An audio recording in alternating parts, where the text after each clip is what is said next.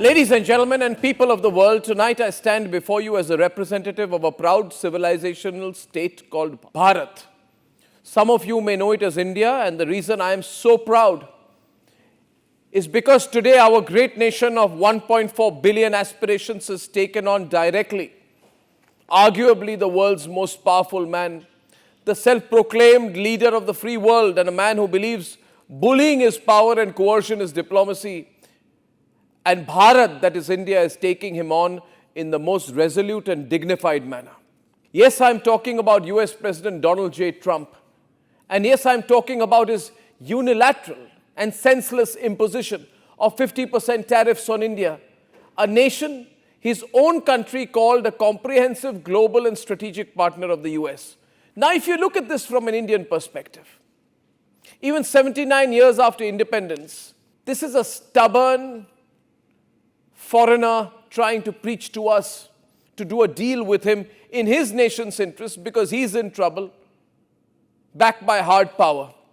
The last time I checked, this is 2025 and not 1757. And back then, we might not have had the unity and resolve to push back against the British East Indian Company. But today, India is certainly not a pushover.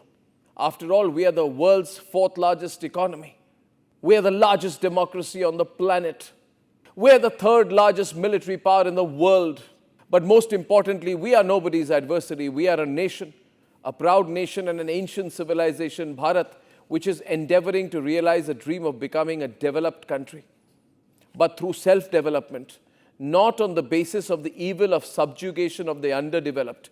India does not believe in expansionism. India doesn't believe in interference in other nations' democracies. India does not believe in virtue signaling over internal issues of other nations.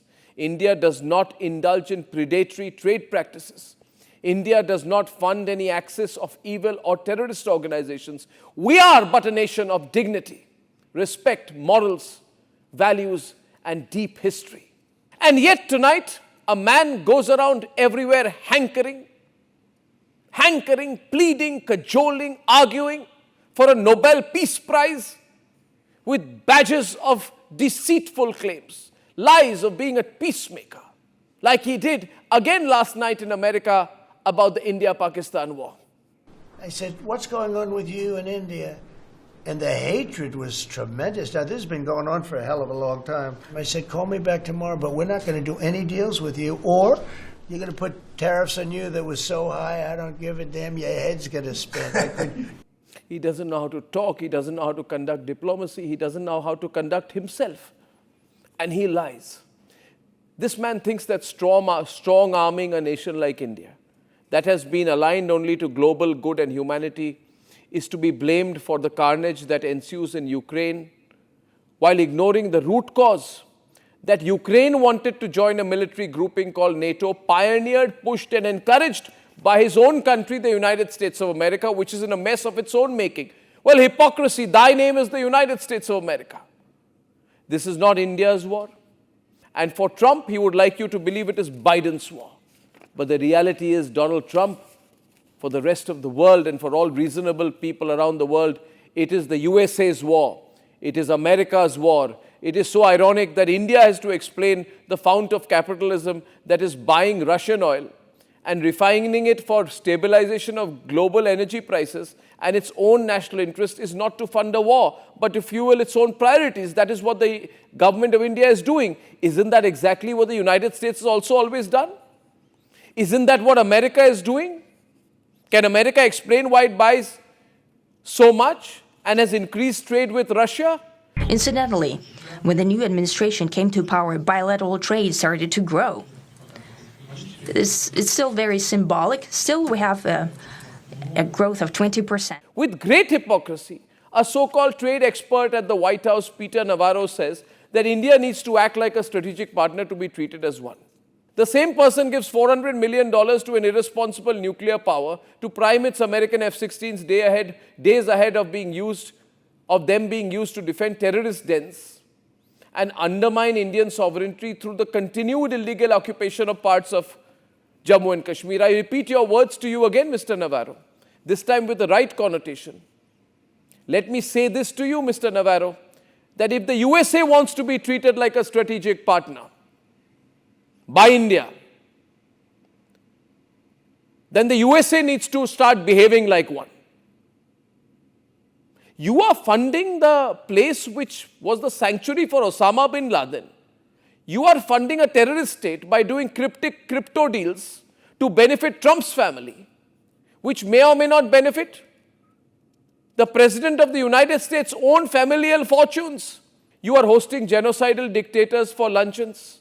Ladies and gentlemen, tonight the world watches how India is the only nation with a spine that can stand up to American strong-arm tactics. Tonight, even our adversaries are in admiration of our nationalist position, something you might not be able to locate in the glitter and pomp of the Oval Office amidst all the coercive gifts that you have proudly put on display. I would say, go out and touch the grass, Donald Trump. Touch the grass, Donald Trump. Gone are the days. You've taken on, you've bitten off more than you can chew, Donald Trump. Gone are the days when India was dismissed as a reluctant power. Today, we shape the Indo-Pacific. We set the terms for the global south. Gone are the days when India was mocked for being out of the elite space club.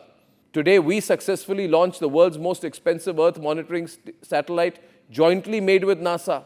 We are now in the race to launch our own Bharat Antrix station, our space station. Gone are the days. Problem with Donald Trump, he doesn't know the India he's dealing with. He doesn't know the India he's dealing with. We are far more developed in many areas of technology than America. Our economy is far more stable and resilient than the crippling and crippled, debt-ridden US economy.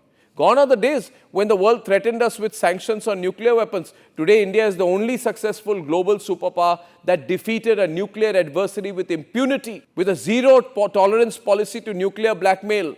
We know how to deal with China. We battle them every day, and we push them back. You have Canada and Mexico as neighbors. Imagine, ladies and gentlemen, if America had China as its neighbor. You see the way already, the obsequious way in which Trump is behaving with Putin. Imagine how he would deal with Xi Jinping then. Maybe he would garland him once every day. Gone are the days, ladies and gentlemen, when India was only a market for foreign tech. Today, we are the creators of AI, quantum computing, and the world's fastest digital payments revolution. In fact, techies in America are leaving America because the situation is hopeless and coming back to India to build companies and work here. Because the American economy, American society is in a horrible shape. Today, we are building for billions while others still debate pilot projects. Gone are the days when India imported every weapon. Today, we design, test, and export fighter jets, aircraft carriers, missile defense system. Our tricolor flies on machines made in India. Gone are the days when we were called a fragile five nation. Today, we are on the track. As Narendra Modi said in the US Congress, we are on track to become the third largest economy of the world by 2028. When I first visited the US as a Prime Minister, India was the 10th largest economy in the world. 10th. Today, India is the 5th largest economy. India will be the 3rd largest economy soon.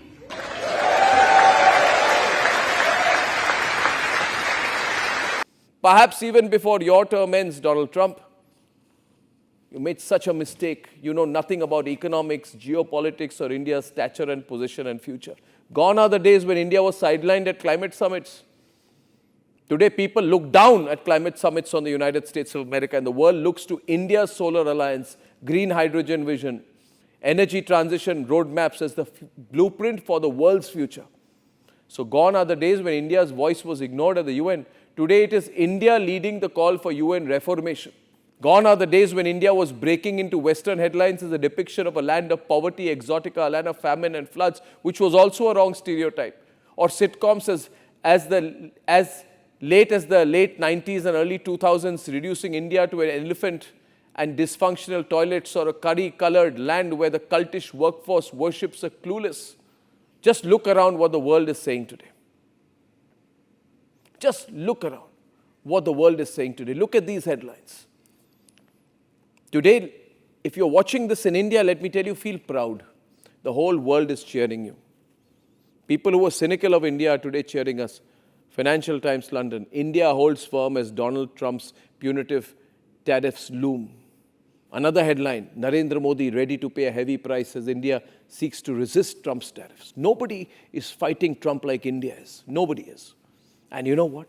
When India wins vis-a-vis Trump, not whether, when Narendra Modi wins and defeats Trump's bullying, when India defeats the USA, imagine what the headlines will be. Trump's 25% India tariffs could backfire and strengthen China-India ties. The whole world is looking. The German press even reported Trump calls, but Modi doesn't answer. I don't know whether Narendra Modi, Prime Minister of India, ignored 4 desperate calls from Donald Trump for a deal, or whether the reason for that, or whether that was the reason why Trump withdrew his trade delegation because of an ego issue which was supposed to visit 2 days ago. What I know is this, that today the world stands in awe of India's decisive stand. That is how we deal with a bully. And the only country in the whole world which knows how to deal with a bully is Bharat, my country, India. We play by the rules, we're ready to pay the top price and follow the proper channels of communication. As you can see the sequence of events, ladies and gentlemen, within 24 hours of Trump's tariff imposition, Brazilian President Lula da Silva dialed Narendra Modi to affirm commitment to defend multilateralism to address challenges of the current situation. Immediately the next day, our national security advisor met Vladimir Putin in Moscow. Prime Minister Modi and Vladimir Putin had a phone call. The Russian president confirmed his India visit. Prime Minister Modi confirmed his visit to China for the Shanghai Cooperation Organization on the same day. The date was August 7th. Within 24 hours of US pressure on Russian oil imports, we made it clear we don't respond to bullies. Since then, the Chinese Foreign Minister, Wang Yi, visited India and called on Prime Minister Modi, had detailed discussions with National Security Advisor Ajit Doval on the India-China boundary question. Then India's Foreign Minister S. Jaishankar went to Moscow, met Vladimir Putin for just 2 weeks after our National Security Advisor did the same. Russian delegations are in India every day. Russia announced an additional 5% discount to India for purchases of Russian oil. Then Macron from France dialed Prime Minister Modi assuring strengthening of the partnership, support towards the EU-India FTA. Germany has said that the EU-India FTA will be sealed by the year end. Prime Minister Narendra Modi is embarking for Japan on a bilateral visit where we will hold discussions with a solid ally like a partner. And of course, by this Sunday, we will see President Vladimir Putin of Russia, Xi Jinping from China and Narendra Modi, Prime Minister of India, under one roof in Tianjin for the SCO. Now imagine all of this on one side. All of this on one side. Strong global leaders, strong economies and ancient civilizations. Remember, ancient civilizations, unlike America, which does not have a significant, even a medieval history. You know, interestingly, the USA is a country without a medieval history. They say they're a modern state, yes, but where is their civilization? Where are their thousands of years of history? Where are their ancient tests on economics, science? What is American culture but if not pop culture? So ancient civilizations with deep history come together. All Trump is to do in the past, what he has been able to do, is perhaps he will get up tomorrow morning and put out another post on Truth Social. Now he'll attack Venezuela, Madagascar next. I want you to listen to the soundbite of Prime Minister Modi from yesterday now. And that will tell you what is in his mind exactly. Please listen to this short soundbite. मेरी स्वदेशी की व्याख्या बहुत simple है.